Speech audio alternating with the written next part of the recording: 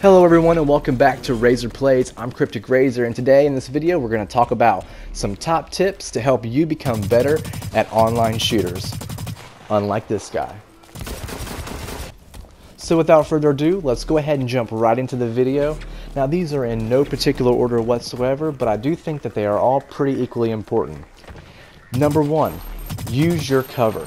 As you can see here, I'm using these stairs. I'm kind of head glitching a little bit. I'm kind of making it harder for the other people to hit me, and that is so important. You want to make sure that you are as less visible as possible, because the less that the enemy can see of you, the less they can hit of you, and that's going to keep you alive much longer.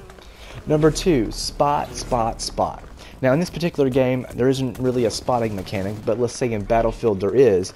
Go ahead and spot any enemy that you see. That way, if you can't get the kill and one of your teammates is closer, they can go ahead and get the kill for you. And that's going to help your team as a whole and help you get the objective a lot faster. Number three, communication. Communication is so important in these online shooters, especially the competitive ones. You definitely want to be in communication with your team, know exactly where they're going, what they're doing, and what they're seeing, because maybe they might see somebody coming up near you and behind you, and you can go ahead and turn around and get the drop on them and not be surprised. So communication is very important. Also, you need to know your role and you need to do it.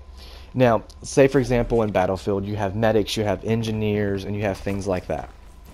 Now, you need to know what role you're playing. So if you're playing the medic, you need to know, okay, I need to stick with my teammates, I need to make sure I'm healing them, I need to make sure I'm reviving them. Even if you get no kills whatsoever, if you are doing your role, you are being a great teammate and you're helping the team, and that's important. Now, you also want to try to think like the enemy. What would the enemy do? Where would they go? So you need to try to predict the enemy's actions so that you can stay one step ahead. So just put yourself in their shoes. Would they go around the building? Do you think that they'll go inside? Will they backtrack? Go ahead and see if you can try to play around with that and predict it. And the more you do, the better you will be. Now also, I want to talk about map awareness. Map awareness is so key. If you don't know the maps, you're going to be at a big disadvantage. So what you need to do is, I suggest sticking to the outside of the map if you're just new and starting out to the game. Stick to the outside of the map. That way you can get a feel for how the layout is. And then once you do that, you can learn the map. You can learn the hot spots. And what I mean by hot spots is, where's all the fighting usually taking place? Where's the enemy usually congregated? Where does your teammates happen to go? And that way you can stay away from the hot spots, or know to get into the hot spots faster, so that you can have a quick drop on the enemy before they get there.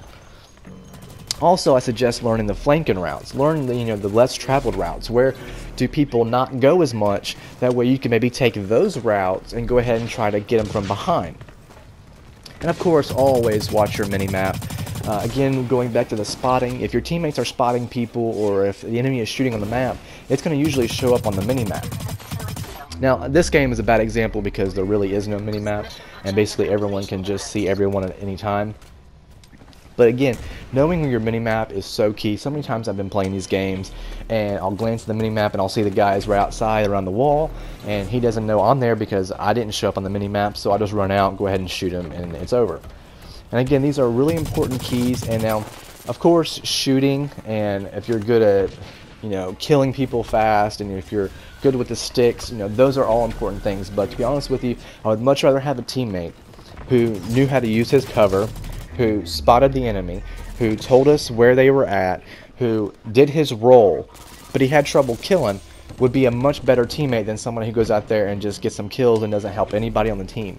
Because in a lot of these games, I would say exception to maybe Call of Duty, because Call of Duty, if you have one guy or two guys that are pretty good and they can go on a pretty good tear, they can call in some kill streaks or score streaks, and they can really do a lot of damage to another team. But in other games like Battlefield, PlanetSide 2, and these other bigger games, one person can't really do a whole lot. You have to work as a team.